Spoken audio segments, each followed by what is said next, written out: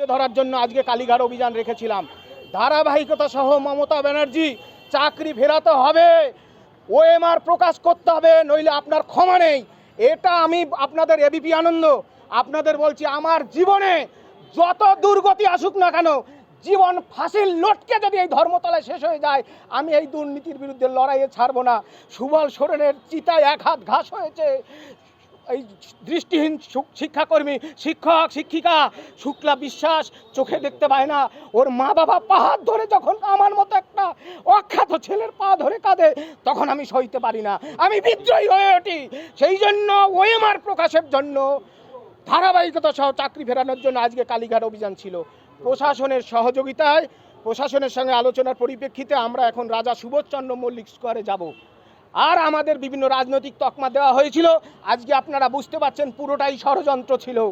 আমাদের দুর্নীতির বিরুদ্ধে লড়াইকে রুখে দেওয়ার জন্য কখনো বিজেপি, কখনো সিপিএম, কখনো বিভিন্ন দলে রাঙিয়ে দেওয়ার চেষ্টা হয়েছে।